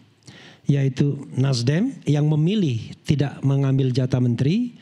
Dan kemudian PDIP yang sampai terakhir akhirnya tidak ditawarkan. Padahal awalnya mau diajak semua kan. Mau ada grand coalition begitu. Kalau misalnya PDIP cara Nasdem walaupun dia tidak mengirimkan menterinya ya. Tetapi Nasdem tidak menunjukkan bahwa dia seorang oposisi. Cara Nasdem berhadapan dengan pemerintahan Prabowo itu kalem sekali. Tapi DNA-nya oposisi saat ini? Posisinya oposisi. Posisinya oposisi, oke. Iya, karena dia kan tidak terwakil dalam pemerintahan. Bukan DNA-nya. DNA-nya justru tidak oposisi. Tapi posisinya oposisi. Saat ini ya? Saat ini ya. Nah, saya sedang menebak-nebak ada apa. Surya Paloh misalnya menolak untuk bergabung dengan pemerintahan. Pasti ditawari kan. Tapi dia bilang kita tahu diri dan lain sebagainya. Tetapi dia tidak juga bersikap oposisional. Ada apa? Itulah pertanyaan saya. Analisis Anda? Ya saya kira sangat dikaitkan hubungan personal mungkin ya. Antara Prabowo dan Surya Ada sesuatu. Paloh. Ya ada sesuatu. Dan saya bisa menangkap misalnya ketika buka bersama tidak datang Prabowo Subianto. Padahal kalau ada undangan Nasdem, wah luar biasa dia merasa dua orang sahabat dan lain sebagainya. Ketika Prabowo tidak datang, maka tokoh-tokoh lain kan tidak datang. Maka bintangnya cuma Jokowi dan Puan Maharani pada waktu itu. Tetapi sampai saat ini pun sepertinya dia tidak khawatir dengan political performance dari Nasdem. Karena Nasdem ketika mau keras sedikit pada masa pemerintahan Presiden Jokowi di akhir, kelihatan betul dia akhirnya mendapatkan konsekuensi luar biasa kan. Ya. Pokoknya unit bisnisnya nggak karu-karuan lah. Pak Aiman juga tahu. Karena itu sepertinya mudah dijinakkan dalam tanda kutip ini mohon maaf ya. Tetapi untuk PDI Perjuangan ini agak lain. Terutama Megawati. Sorry to say. Kalau Puan Maharani kelihatannya mudah dijinakkan. Karena kalau kita bicara wing keras dan wing lembut, wing lembek. Maka Mega wing keras. Sementara Puan adalah wing lembut. Berapa kali Puan Maharani hadir dalam pertemuan-pertemuan yang diinisiasi oleh pemerintah dan lain sebagainya. Tapi Megawati tidak pernah datang dalam pertemuan formal apapun yang dibuat oleh pemerintah. Dan secara simbolik Megawati menunjukkan bahwa dia masih strong, kuat. Yang datang adalah presiden yang sedang menjabat. Bukan dia yang mantan presiden yang tidak satu periode. Ini luar biasa ini ya. Itu luar biasa. Itu kan perang simbolik namanya. Tetapi orang seperti Prabowo kadang-kadang to some extent naif orangnya. naif. Tidak memikirkan hal-hal yang sifatnya simbolis seperti itu. Dia tidak mau soal simbol kalah menang, gengsi dan tidak gengsi. Padahal presiden menjabat datang ke Bu Mega. Nah, usianya juga tidak jauh-jauh amat kan. Bu Mega kelahiran 47, dia kelahiran 51. Ya. Nah, coba misalnya dia datangi waktu itu semua jenderal-jenderal yang memecat dia, ya, Dewan Kehormatan Perwira dulu. Wiranto dia datangi. SBY dia datangi, ya semua jenderal-jenderal. Kemudian Agung Gumelar juga menjadi bagian tim dan lain sebagainya. Nah, itu kelebihan Prabowo yang saya katakan dalam tanda kutip naif. Dia tidak memikirkan soal gengsi dan lain sebagainya. Dia datang aja, nothing tulus. Itu biasanya dipengaruhi oleh latar belakang pendidikan barat. Kemudian dari kecil itu egaliter, sudah biasa. Tapi kalau feodalistik, dalam lingkungan yang feodalistik, nggak mau. Simbol itu lebih penting. Kadang-kadang simbol jauh. Ini mohon maaf. Megawati adalah pemegang simbol. Dia menganggap simbol itu jauh lebih penting. Karena itu dia acara sepenting apapun dia nggak mau datang. Sampai kemudian akhirnya yang datang adalah Prabowo Subianto. Saya kira pada waktu itu kenapa pertemuan itu tidak jadi. Karena tadi menentukan tempat pertemuan. Dan saya dengar juga Megawati maunya ya dia yang didatangi. Teguh Umar lah tempatnya. Nggak mau dia tempat yang netral dan lain sebagainya. Dan mungkin Prabowo mengalah, tapi mengalah untuk dalam tanda kutip mudah-mudahan tidak terjadi menjinakkan Ferdinand Hutahian. Kan pada bagian kedua ini kelihatan jinak dia sudah mulai. Begitu ada cerita tentang foto agak turun ya. Agak turun tuh tonnya. Enggak lah, enggak. Kita tetap akan kritis. Saya bercanda. Jadi karena itu saya berharap walaupun ya ada pertemuan seperti itu harus tetap ada partai yang beroposisi. Saya berharap either Nasdem dan mudah-mudahan tetap PDIP menjadi partai yang oposisi dan jangan sampai kemudian dibiarkan pemerintahan ini tanpa koreksi. Masa oposisinya Ray Rangkuti yang tidak punya gerbong apa-apa.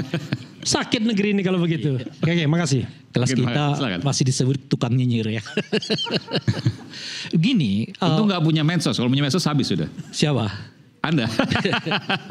Apakah simbol itu penting? Pada waktu-waktu tertentu itu sangat penting. Ketika Pak Prabowo misalnya seringkali mendatangi Solo, orang melihat Pak Prabowo ini kok nggak ada lepas-lepasnya ya dari Pak Jokowi gitu. Dan pada tingkat tertentu ternyata itu juga penting bagi Pak Prabowo untuk tetap memelihara pendukung Pak Jokowi untuk ya apa istilahnya itu ya tetap mengatakan puas terhadap beliau kan. Ya, saya minta fotonya ditampilkan lagi ya. Dan sebagainya gitu. Nah itu satu. Nah oleh karena itu kalau kita lihat rencana pertemuan 1 dan 2 yang sebelumnya yang sudah tertunda itu kan tidak bayangan kita adalah Ibu Mega yang akan mendatangi Pak Prabowo atau setidaknya itu berada di tempat yang disebut netral gitu. Kenyataannya setelah Ibu Mega mulai memperlihatkan sikap yang agak ngotot sendiri sebagai seorang oposisi, pertama adalah beliau sangat jengkel terhadap penetapan Hasto sebagai tersangka. Dan oleh karena itu kemudian memerintahkan ya kepada kader-kadernya yang terpilih sebagai kepala daerah untuk tidak mengikuti. Ini prediksi ya, kira-kira obrolannya seperti ini? Tidak, ini maksud saya permainan simbol ini jadi penting di dalam dunia politik kita ini gitu. Agak berbeda saya dengan apa namanya itu ya, dengan Bung Refli. Pak Prabowo di awal juga enteng aja nggak ketemu dengan Ibu Mega gitu maksud saya. Pertemuan pertama nggak jadi nggak apa-apa. Pertemuan kedua nggak jadi nggak apa-apa, bahkan Pak Presiden dalam hal ini Pak Prabowo berpidato kok. Semua kita butuh persatuan, tapi kalau nggak ada yang mau nggak apa-apa, mereka di luar aja. Kan itu dulu yang disebutkan oleh Pak Prabowo ketika ulang tahun Gerindra kan, yang semua orang menganggap bahwa itu mengatakan Pak PDI silakan di oposisi gitu. Tapi bahwa para sekarang kemudian bertemu. Tapi sekarang datang yang saya sebutkan tadi malam hari. Ya kan, kemudian didatangi ke rumah Pak Ibu Mega gitu ya, dan dilakukan dengan tertutup. Apa yang mau disampaikan tuh? Karena Ibu Mega menurut saya juga membaca psikologi publik. Kalau bayangkan nggak tuh, kalau Ibu Mega yang datang ke istana dan diliput media massa secara terbuka. Bu Ferdinand beda omongannya pasti. Iya makanya. Iya kan? Nah dengan datang seperti ini apalagi mohon maaf ditampilkan foto yang kelihatan Ibu Mega sangat santai. Iya. Berbanding dengan Pak Prabowo yang kelihatan agak kaku gitu ya. Itu persepsinya Bung Ray. Bagaimana? Anda lihat enggak? Apa arti kalau menurut Anda? Nanti bisa dijawab. Itulah politik itu. Artinya Ibu Mega memang dalam kondisi ya Pak Prabowo mau silaturahmi, iya datang aja ke rumah seperti yang layaknya juga datang ke rumah. Kan itu kalau mau silaturahmi, ya. Tapi apakah betul dari pertanyaan Bung Repli itu, apakah ini pertemuan yang kosong saja? Mungkin tidak, kita nggak tahu. Tapi setidaknya menurut saya Ibu Mega telah menyelesaikan beberapa hal. Pertama adalah menyelesaikan kemungkinan paksi di internal partai politik di dalam PDI Perjuangan. Seperti kita ketahui di PDI itu ada kelihatan dua paksi besar. Satu paksi Puan dengan gaya yang moderat itu. Satunya adalah paksi istilah saya DPP yang kelihatan ingin oposisi keras terhadap Pak Prabowo. Dan dua-duanya berbeda sikap. Kan yang terakhir ini paling konsen untuk mempertemukan Ibu Mega dengan Pak Prabowo itu adalah paksinya Puan. Kan 1 hari setelah Lebaran itu mereka berbicara soal kemungkinan pertemuan itu. Lalu Ibu Mega untuk katakanlah ya, oke, saya akan bertemu tapi saya nggak akan ke istana. Sebab saya ke istana mungkin paksi DPP kurang setuju. Oleh karena itu kalau Pak Prabowo mau silaturahmi ke saya, silakan. Saya juga dengan semua orang juga saya silaturahmi. Artinya Ibu Mega mau mengatakan kedatangan Pak Prabowo ke rumah itu sebagai lebaran silaturahmi sama seperti warga yang lain datang ke rumahnya Ibu Mega. Ibu Sri datang ke situ. Mantan Menteri PUPR datang ke situ. Anaknya Pak Prabowo, Mas Didit juga datang ke situ. Dan semuanya diterima oleh Ibu Mega. Kan itu penjelasannya gitu. Artinya perang simbolik itu terjadi. Ibu Mega menganggap pertemuan ini nggak istimewa. Tapi mungkin bagi Pak Prabowo kalau nggak istimewa menurut saya dia nggak akan datang ke apa namanya. Dan apa yang akan terjadi ke depan kita akan lanjutkan selepas jeda. Tetaplah bersama kami di Rakyat Bersuara. Nanti sekali.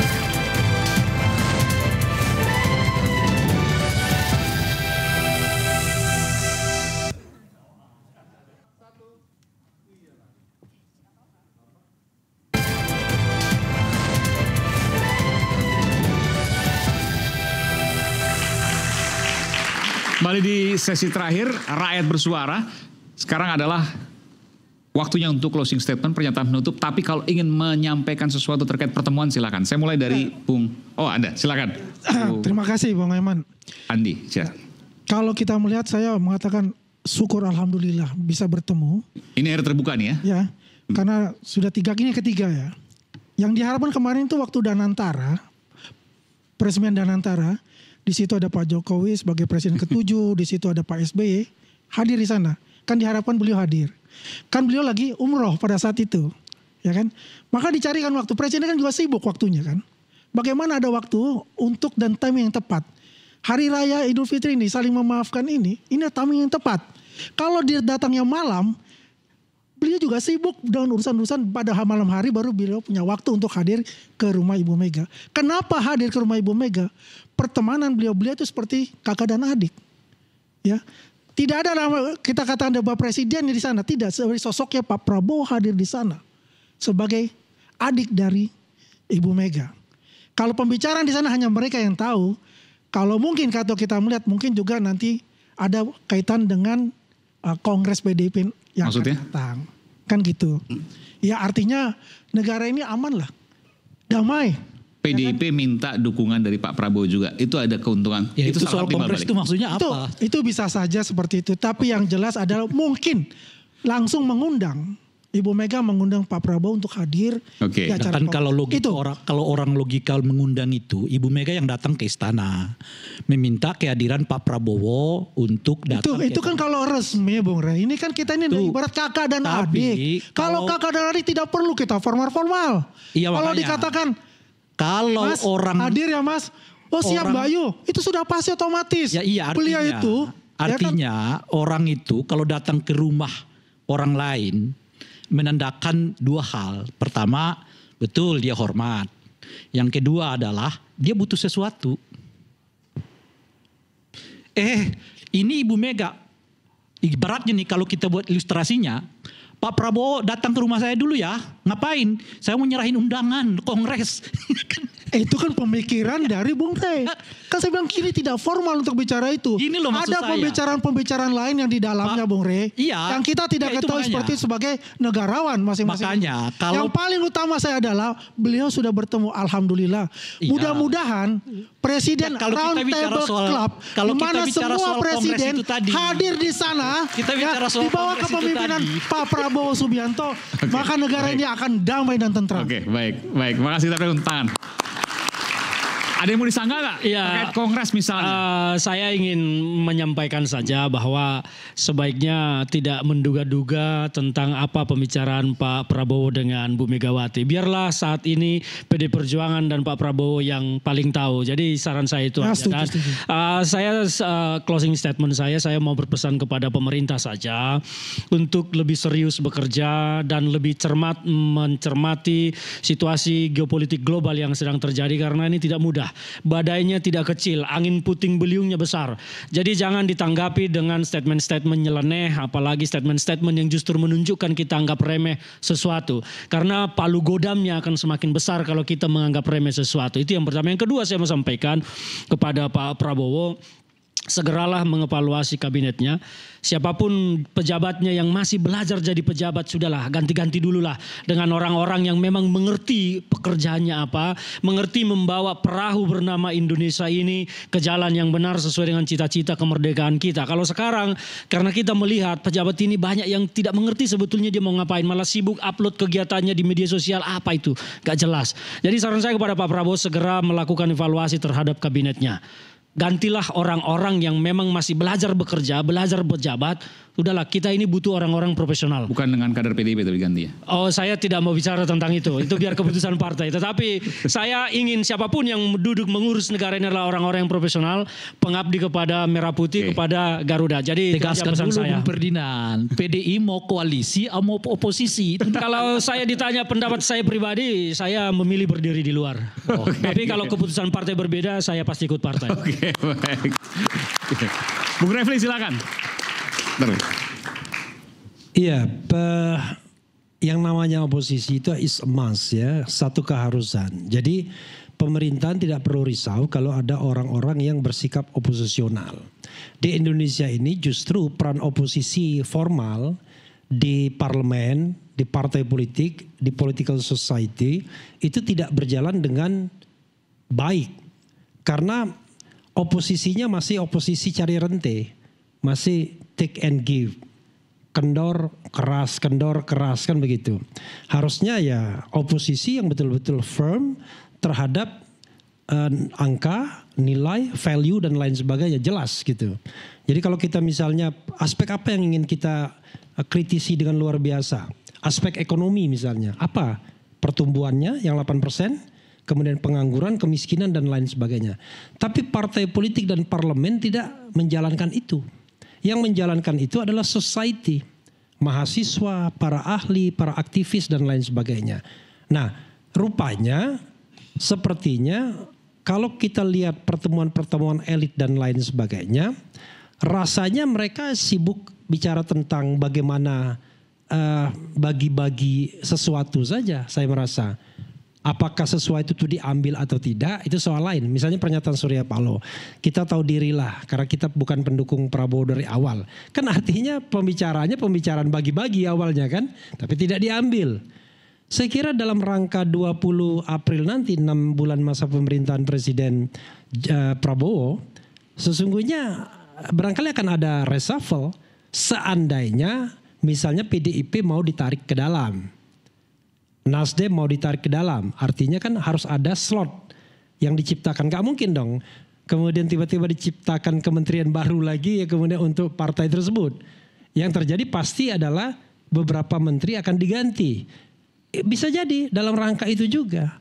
Jadi barangkali Prabowo ingin memastikan bahwa apa yang dia kerjakan itu didukung oleh segenap atau seluruh komponen bangsa.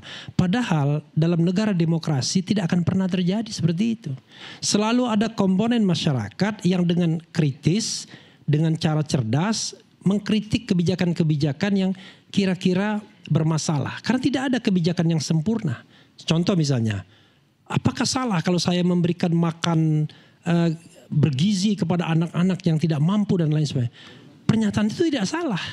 Tetapi begitu kita going into detail, apakah program itu berlangsung dengan sebaik-baiknya tanpa dikorupsi? Kan itu yang kita harus jaga bersama. Bukan kehendak Prabowo ngasih makan, itu nggak ada yang salah. Karena saya dengar dia menyinggung-nyinggung nama saya dan kemudian dikaitkan dengan pemberian makan dan lain sebagainya. Padahal bukan itu yang saya sering bicarakan. Sehingga menurut saya ke depan ya sudah go ahead. Kita berharap bahwa dalam diri Prabowo tidak ada conflict of interest. Sorry to say, saya mengatakan conflict of interest itu banyak sekali di Jokowi. Conflict of interest itu muncul di terakhir masa pemerintahannya SBY. Tapi kita berharap dia tidak punya conflict of interest. Kenapa? Pada masa akhir pemerintahan SBY sudah mulai membelokkan Demokrat tidak lagi sebagai partai Demokrat. Dulu Ferdinand di sana ya kalau nggak salah. Tetapi mulai partai keluarga, ya kan? Saya tidak bisa membayangkan kira-kira kapan AHY diganti.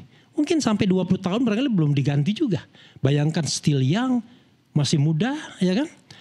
Lalu Jokowi, dulu kita tahu Gibran tidak tertarik politik. Tapi begitu periode keduanya mulai. Tapi kan Demokrat beda. Bisnis dan lain sebagainya. Tidak jadi presiden kan? Oh enggak dong. SBY balik lagi kan menyiapkan perahu itu kan ketika Anas Urbaningrum, ingat enggak? Iya tapi kan pada masa akhir 2017 waktu. I know, tetapi ingat itu dia balik lagi kan? Politiknya. Iya, okay. Dia balik menyiapkan perahu itu. Itu kan pinternya dia. Perahu itu dia siapkan. Nah, kalau misalnya Prabowo kemudian menyiapkan Didit, menyiapkan the second term of office, menyiapkan siapapun, Saras dan lain sebagainya sebagai dinasti keluarga, maka kerusakan yang sama akan terjadi juga. Nah, saya berharap Prabowo menjadi pemimpin yang genuine, tidak berpikir pada periode kedua, tapi berpikir bagaimana mencetak prestasi sebanyak-banyaknya dan melakukan evaluasi dengan objektif terhadap pembantu-pembantunya. Dan yakinlah, jangan takut dengan Ray Rangkuti. Ray Rangkuti tidak akan pernah berbahaya. Apalagi Refli Harun. Okay. Kita ini cuma kritik doang. Gak punya agenda politik. Saya udah mengatakan sampai 2029 saya tidak akan tertarik jabatan apapun dari pemerintahan ini. Selesai. Anda mau ngundang saya, mau ngapain? Paling cuma berdebat doang. Anda mau kasih saya offer apapun, tidak akan saya terima. Okay. Dan tidak mungkin saya terima begitu saya sudah publicly mengatakan seperti ini. Karena saya sengaja sebagai kontrol pribadi saya, jangan sampai kemudian ada gosip-gosip di bawah yang mengatakan, Refli mau negosiasi dan lain sebagainya. No way. 2029 saya tetap beroposisi. Amin. Oke, baik. Silakan Bung Smart. Nggak bisa disalahkan Bu Refli. Karena ada juga tokoh yang menyebut dan mengatakan isu terbuka nggak akan ikut tiba-tiba jadi pejabat juga ujung-ujungnya. Dan itu sering diundang oleh Bung Aiman. Oke. Babe Haikal kan, saya kan bukan kiai. Oke. Silakan. Ya, jadi ada beberapa poin di closing statement ini yang ingin saya sampaikan bahwa pemerintahan Prabowo ya, dengan kepemimpinan Presiden Prabowo menyikapi berbagai dinamika ya, termasuk kebijakan Trump dan lain sebagainya, saya rasa sudah sangat cepat respon. Tergantung perspektifnya bagaimana, karena dia sudah melakukan konsolidasi ASEAN, mengirim utusan dan lain sebagainya, yang menurut kami itu adalah langkah cepat sebagai kepala negara. Bahwa memang ada hal yang belum terkomunikasi dengan baik, mungkin itu akan diperbaiki oleh pemerintahan ini. Bahwa memang ada langkah-langkah konkret yang dilakukan Pak Prabowo itu harus diakui juga. Dia langsung ke Malaysia, bertemu dengan kepala negara Malaysia dan lain sebagainya. Ini kan juga bagian dari mengkonsolidasi dampak dari kebijakan Trump dan yang juga mengantisipasi apa saja dampak negatif ke Republik. Nah, bicara soal tadi disampaikan soal para petani, saya responnya juga cukup baik. Baru beberapa hari lalu juga kan sudah mulai disiarkan, Pak Prabowo sampaikan kasus Bulog misalnya. Bulog itu seluruh direksinya diganti cuma karena petani tunggu. Karena Pak Prabowo minta dijemput itu.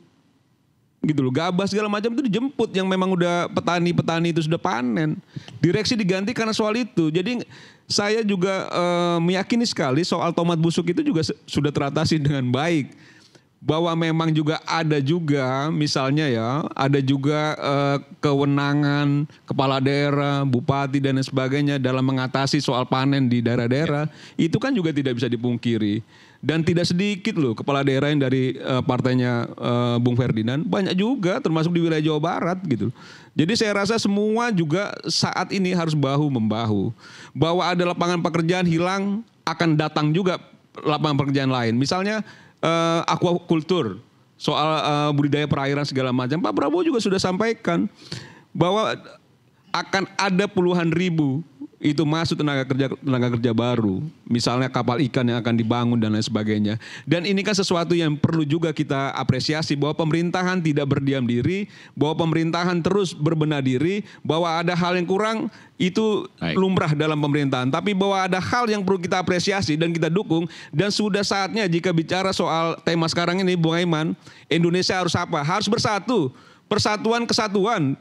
Jadi kalau tanpa terkecuali, jadi kalau pertemuan antara Ibu Mega dan Pak Prabowo yang terjadi kemarin malam ya, kalau tidak salah, itu kan juga bagian dari simbol persatuan kesatuan. Mudah-mudahan Bung Ferdinand, Bung Refli dan lain-lain juga bisa bersatu padu dengan posisinya masing-masing. Saya rasa nggak ada masalah. Baik, terima kasih Bung Semar. Pak Amir Hamzah, silakan 2 menit ya, maksimal. Saya kira penyelenggaraan pemerintahan negara kita ini kan syarat dengan peluang, tapi juga penuh dengan tantangan. Untuk memanfaatkan peluang, kita perlu kemampuan dan kekuatan. Untuk menghadapi tantangan, kita juga perlu kemampuan dan kekuatan.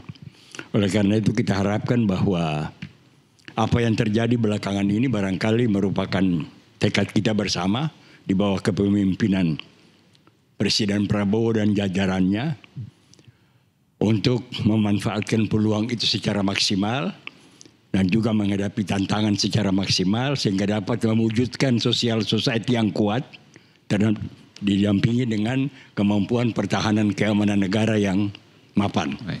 Saya kira barangkali demikian harapan saya. Terima kasih. Wassalamualaikum warahmatullahi wabarakatuh. Waalaikumsalam warahmatullahi wabarakatuh. Terakhir Bung Rey, silakan. Terima kasih. Saya sebetulnya kan saya kira di forum ini juga dari awal mengatakan saya nggak terlalu optimis dengan pemerintahan Pak Prabowo gitu. Saya mengatakan saat itu dari kasus soal pembentukan kabinet yang jargonnya adalah efisiensi, ternyata jumlahnya sampai 44 ya. 48 malah ya anggota kabinet yang sekarang ini gitu. Saya kira akan berhenti di situ dan kenyataannya kan tidak, nambah lagi ya kan. Wamen di 48 anggota kabinet ya, ditambah ini lagi, tambah itu macam-macam dan sebagainya gitu. Dan saya kira apa yang kita bicarakan dulu di sini ini juga yang kelihatan mulai menyeruak di tengah masyarakat. Ada rasa tidak percaya bahwa pemerintah kita ini betul-betul sedang menjalankan apa yang disebut dengan efisiensi.